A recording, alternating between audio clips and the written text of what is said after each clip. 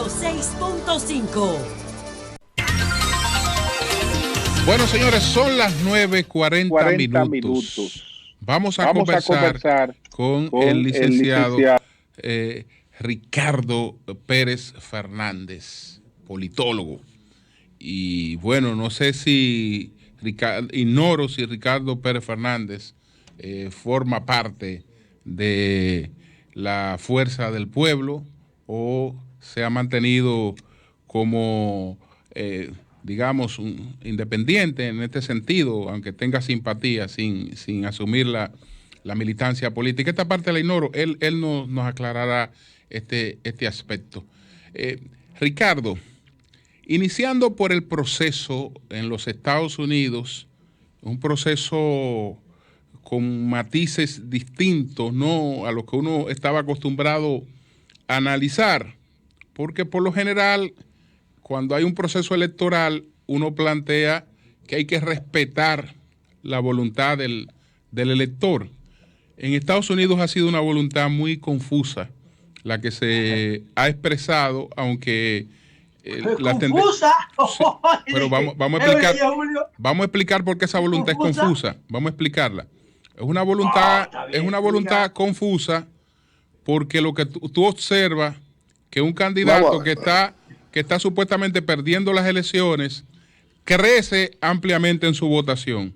Bueno, eso lo explicamos. Sí, pero lo creció más, Julio. Señores, pero vamos a hablar con Ricardo. Yo le estoy haciendo la pregunta a Ricardo para que él la responda. Vamos a ver. Ahora es a Ricardo la pregunta. Pero claro que sí, es a Ricardo que le estoy haciendo la pregunta. Déjenlo que él hable. No es un debate que tenemos. Vamos a dejar que él hable. Yo le estoy haciendo una pregunta y le estoy justificando la pregunta. Entonces, tenemos como dijo la invitada ahorita, que dijo, Oli, muy bueno tu comentario. Ok. Tenemos un candidato perdiendo, Ricardo, que es una cosa extraña en los procesos electorales, un candidato perdiendo con un crecimiento de votos. Tenemos un candidato que se suponía que iba a perder ampliamente en el voto popular y ciertamente, aunque perdió el voto popular, no ha sido por la diferencia que se esperaba. Entonces hay ahora unos alegatos judiciales. ¿Cuál es la lectura que tú tienes de estos acontecimientos? Vamos por partes, Julio. A ver, en primer lugar, se sabía que esta elección iba a ser controversial y potencialmente problemática. ¿Por qué? Por tres factores fundamentales. En primer lugar, el presidente Donald Trump tiene meses diciendo que si perdía las elecciones, las iba a perder porque le hicieron fraude. Y efectivamente eso está alegando en estos días. Segundo factor, sabíamos por la cantidad impresionante de votación anticipada que se dio en este proceso, que los resultados electorales no se iban a tener la misma noche como habitualmente sucede en Estados Unidos y que íbamos a tener que esperar unos días para poder saber estos resultados. Esto también lo sabíamos de antemano. Tercer factor, la comunidad de analistas, incluso en los principales medios de comunicación en Estados Unidos, la última semana antes de la votación del día 3 de noviembre, esto se conversó ampliamente, hasta se le bautizó. El fenómeno del espejismo rojo sabíamos que iba a pasar. ¿Cuál es el fenómeno del espejismo rojo? Bueno, aquel donde en algunos estados, al cierre de las votaciones del 3 de noviembre, Trump y el Partido Republicano iban a salir adelante, pero que luego no tenía por qué sorprender a nadie que Joe Biden y los demócratas se remontaran hasta ganar el estado, ese estado en particular. ¿Por qué sabíamos que esto iba a pasar? Muy sencillo. En la votación presencial, históricamente ha sido así y se comprobó este año de nuevo, los republicanos tienden a votar más que los demócratas, más o menos 53% a 47%. Esa es la última cifra que se tiene. Mientras que en la votación anticipada, tanto por correo como presencial, los demócratas tienden a votar a razón de 65% sobre 35% de los republicanos. Por ende, estamos hablando de dos universos de votos distintos. Si cuentan primero los votos presenciales, era natural que Donald Trump y el Partido Republicano salieran adelante. Y posteriormente, cuando se contaran los votos que fueron ejercidos de manera anticipada, entonces se diera esta remontada y que Joe Biden terminara ganando los estados. Ojo, recuerden que de manera anticipada, por correo y presencialmente, votaron 102 millones de personas. mientras que de manera presencial, el día de las elecciones votaron aparentemente, ya cuando finalice este conteo, algunos 45 millones, tal vez llegue a 47 millones de electores. De ahí viene esa confusión que tiene mucha gente que se pregunta con cierta razón cómo pudieron darse estos cambios en los estados donde Trump iba adelante y terminó perdiéndolos. Perdón, Julio, lo que Julio decía, la explicación de un candidato que en las elecciones anteriores sacó creo que 60 y pico de millones y ahora saca 70 y pico, o sea, que tiene una subida significativa, pero sí pierde las elecciones. Sí, bueno, porque la participación electoral en ambos bandos fue mayor. En eso ambos partidos fueron exitosos, ambos lograron una mayor participación electoral entre sus correligionarios. Pero mira algo, sobre el tema de lo que decían las encuestas en términos del voto popular. El último promedio de todas las encuestas que se hicieron a nivel nacional en Estados Unidos para determinar el voto popular le daban una ventaja a Joe Biden de 7.2 puntos porcentuales. Al día de hoy, la ventaja que lleva Joe Biden sobre Trump en votación popular es de 4.3 puntos porcentuales. Aquí se demuestra, en ese sentido se demuestra, por lo menos en ese ámbito, que las encuestas no se equivocaron. Toda vez que esa diferencia está dentro del margen de error, en primer lugar, y en segundo lugar, no se ha terminado de contar todos los votos, incluyendo los estados que más votación demócrata tienen, como por ejemplo lo son el estado de California y el estado de Nueva York. O sea que, por lo menos en lo que tiene que ver con voto popular, me parece que las encuestas al final de este proceso van a terminar reivindicadas. Ya. Ricardo, ¿en qué incide en la República Dominicana un cambio de gobierno de republicano a demócrata con Biden? En principio, en poca cosa, me parece. Y te lo digo, te lo planteo por la siguiente razón. Estados Unidos se encuentra inmerso en una crisis triple, inmensa, que va a requerir de todos sus recursos y tiempos poderla superar. En primer lugar, el tema de la pandemia, que en este momento se encuentra naturalmente en la peor situación en la que ha estado. Ayer creo que fueron 148,000 casos de nuevos contagios, que es el caso más alto, es el día donde más casos se registran desde que inició la pandemia. En segundo lugar, la crisis económica que se deriva de esta crisis sanitaria. Y en tercer lugar, muy evidentemente, pues toda la tensión social que existe, ahora matizada por elementos raciales, y que Joe Biden en sus alocuciones públicas, tanto al momento de ser confirmado como presidente electo como en las posteriores, se ha dirigido a ella públicamente entendiendo que la reparación del tejido social norteamericano es una de las principales tareas que le corresponderá como presidente. Por ende, por esa agenda doméstica, presentar tantos retos en el caso de los Estados Unidos, yo no creo que haya una variación significativa en lo que tiene que ver con la política exterior norteamericana de cara a la República Dominicana. Pienso que se mantendrán los mismos ejes institucionales que siempre forman parte de la agenda de prioridades de Estados Unidos versus América Latina. Bueno, Ricardo, en esta parte, por ejemplo, cuando Hillary fue candidata, aquí habían temores por la vinculación de los Clinton con el caso haitiano y que esto se tradujera en mayor presión hacia la República Dominicana.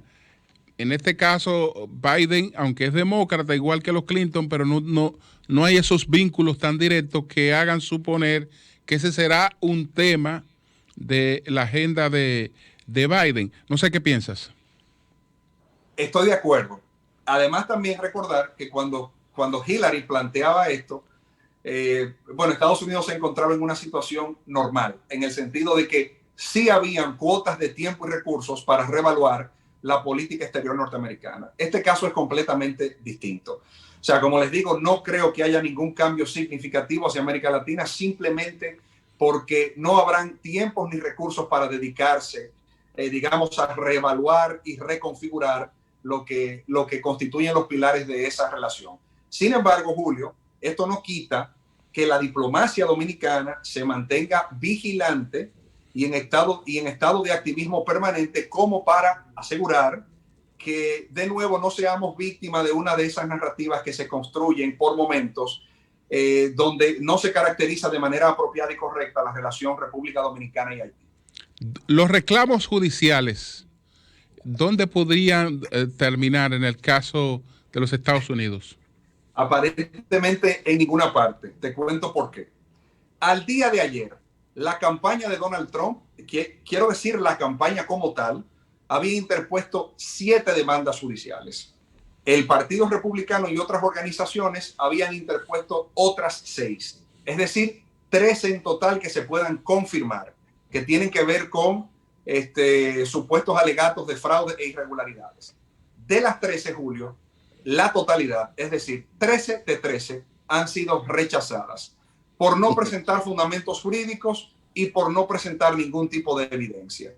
Entonces, como va la cosa, me parece que posiblemente la semana que viene, y si no la de arriba, ya todo esto habría terminado. No descarto que en algún momento se intente ir directamente a la Suprema Corte de Justicia, pero primero por la tradición jurídica bastante arraigada que existe en los Estados Unidos, de que en materia electoral se deja a los estados y a las cortes de los estados definir todo lo que tiene que ver con la normativa de lo electoral.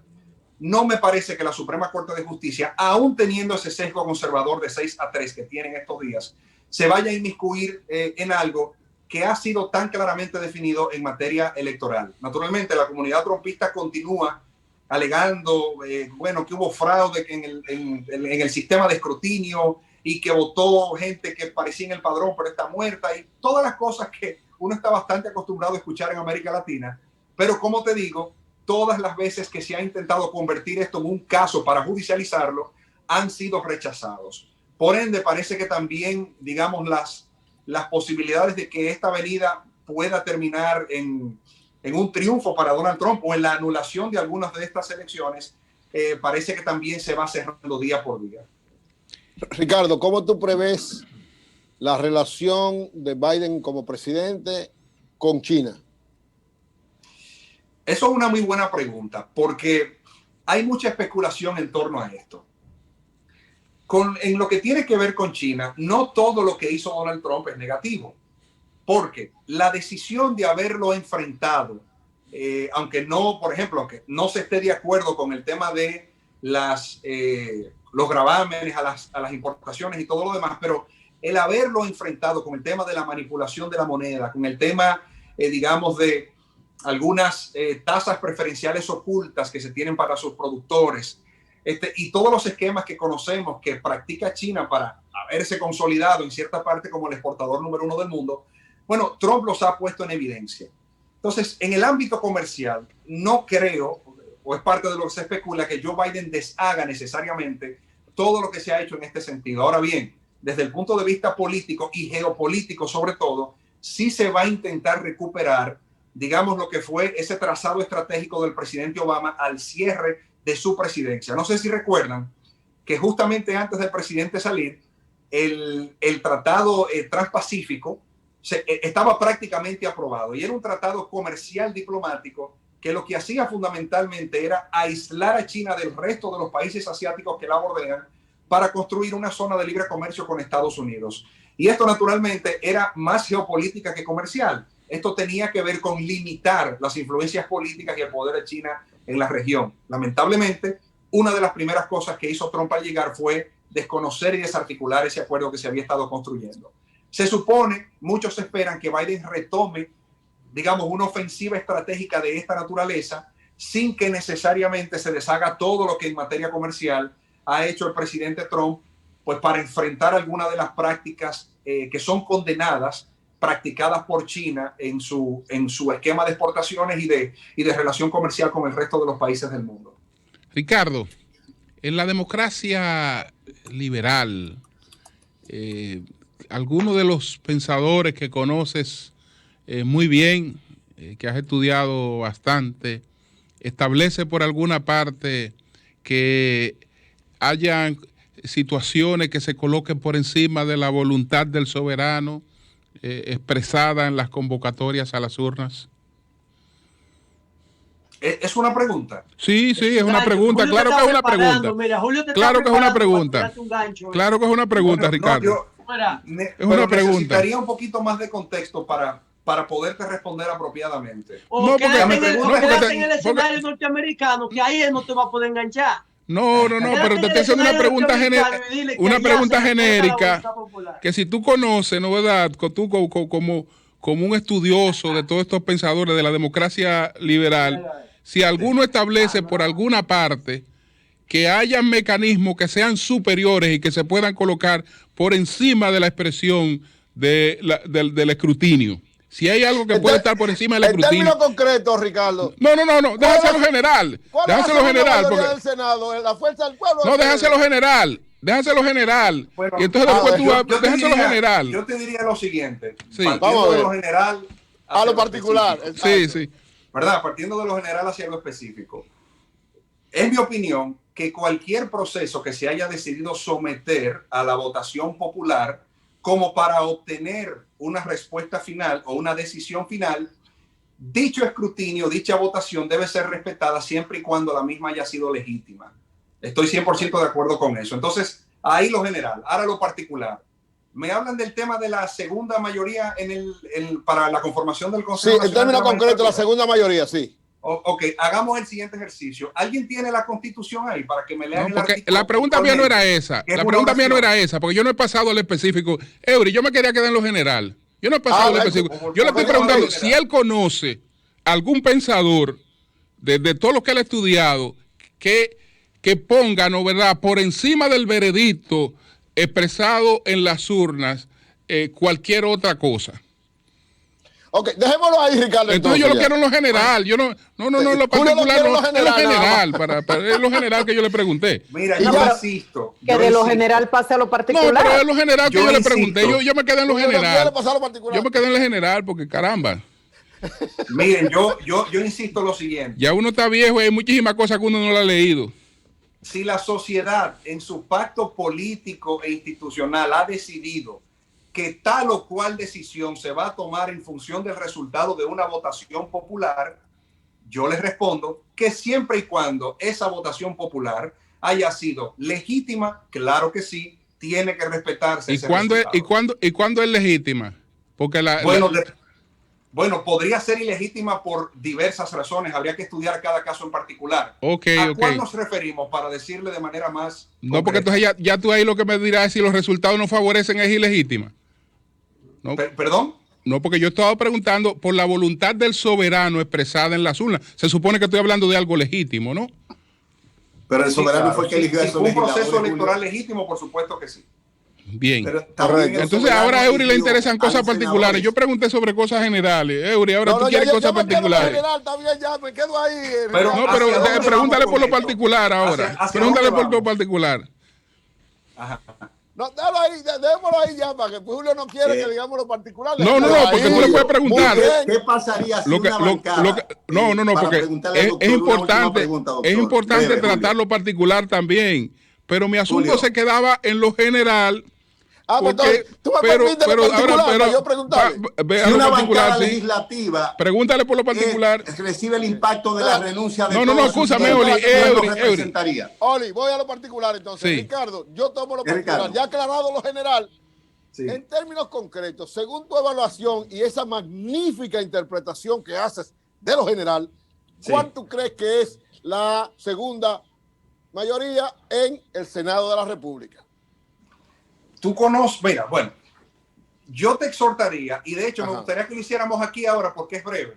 Ok, dime. Busca el artículo de la Constitución y vamos a leerlo juntos. A ver qué dice. No, si tú lo tienes ahí, léelo. No lo tengo a mano, lamentablemente. Dime, pero fíjate. Constitución, ¿cuál es el artículo? Tampoco lo recuerdo. A lo mejor algunos de los abogados nos pueden ayudar. Pero ok, a la explicación. Adelante. Pero bueno, a lo que ahí se refiere es que al momento de constituirse, de convocarse el Consejo Nacional de la Magistratura, un senador de la segunda fuerza que no sea de aquel que representa la presidencia del Senado es el que tiene ese segundo asiento en el Consejo Nacional de la Magistratura. Fíjate, ahí no hace referencia a resultados electorales de procesos previos. Ahí no hace referencia al partido por el cual el senador fue elegido. No hace referencia.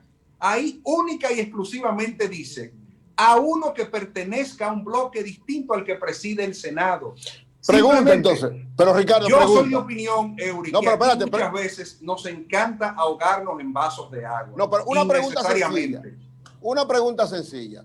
Siendo honesto, o sea, siendo honesto y claro y franco y conociendo la política dominicana. ¿Tú crees que algún senador que esté con la Fuerza del Pueblo no está vinculado a la Fuerza del Pueblo como partido, como bloque, al mismo bloque que representa el presidente del Senado? Fueron aliados en varios sitios. Entonces, la lógica política elemental, yo no sé qué va a pasar, pero la lógica, según tu criterio, si es de la Fuerza del Pueblo o cualquier partido que tuvo alguna vinculación con el presidente actual y con el presidente del Senado, entonces se invalida ahí tu argumento. Mira, en eso que dices, le doy aquiescencia parcial. Mira por qué. Yo estoy de acuerdo contigo con que esto sí admite una discusión y una interpretación política muy interesante. Porque desde el punto de vista político, lo que planteas sí podría tener razón. Sin embargo, lamentablemente para los que están en desacuerdo con la decisión, no es un tema político, no es una discusión subjetiva política, es una interpretación de lo que dice un artículo constitucional. Y lo que dice ese artículo constitucional es bastante claro y en esta circunstancia favorece al bloque de los senadores de la Fuerza del Pueblo. El candidato... Ahora bien, políticamente, Eury, yo estoy de acuerdo con lo que tú estás planteando, porque políticamente los elementos de discusión serían otros. Por ejemplo, lo que pasa es que escúchame, Oli, déjame hacer esta pregunta. Un bloque de partidos. Ok, está bien, pero déjame agregar esto. Ok. Pudiera ser, perdón, y pudiera ser senador distinto al del presidente del Senado, el senador de un partido que llevó al presidente del Senado como su candidato en la boleta. Sí puede serlo. Mira por qué. Insisto en esto. El artículo de la Constitución que describe este tema del Consejo Nacional de la Magistratura no habla de bloques como se presentaron en las elecciones, no habla de resultados electorales, no habla de que si dos senadores fueron electos en el mismo bloque en las elecciones no pueden luego separarse en el Senado y formar otros grupos. Nada de eso se habla. Y precisamente porque nada de eso se especifica, es que puede darse el caso que en las elecciones generales, Fuerza del Pueblo y el PRM hayan sido aliados y luego en el Senado cada uno constituya un bloque independiente. Es un vicio de redacción de ese artículo. Independiente, ser, escogidos en la misma boleta. Independientes escogidos en la misma boleta. Si fueron bloques aliados en el proceso electoral, eso es irrelevante para esta discusión. Para esta discusión que es eminentemente jurídica, quiero decir, jurídica y constitucional. Y política. Ahora, si vamos y política. A entrar al terreno de la discusión política de este tema, y política. Ahí sí, naturalmente, hay mucha tela. Y política, porque de la misma manera que tú le puedes dar la interpretación a lo que es bloque, otros le dan otra interpretación. Es decir, es muy política también la discusión. Porque, yo estoy de acuerdo. Porque deja un espacio a la interpretación. Deja un espacio a la interpretación. Lo mejor es que lo lleven al Tribunal Constitucional, que son los que están facultados institucionalmente para interpretar. Ricardo, preguntaba en principio... Si renunciara o faltara, Dios los proteja, uno de estos legisladores que se cambió, entonces, ¿qué organización presenta la terna? ¿El PLD, que los postuló, o la Fuerza del Pueblo que los recibió? Ay, Marilena, esa pregunta era muy dura para terminar con él, porque no queríamos terminar así, queríamos que él terminara cómodo, que él terminara cómodo. Pero queríamos que él terminara cómodo, que se sintiera bien con nosotros. No, tienen que acomodarme, no se preocupen. Con gente inteligente, todo tipo de preguntas vale, ¿verdad?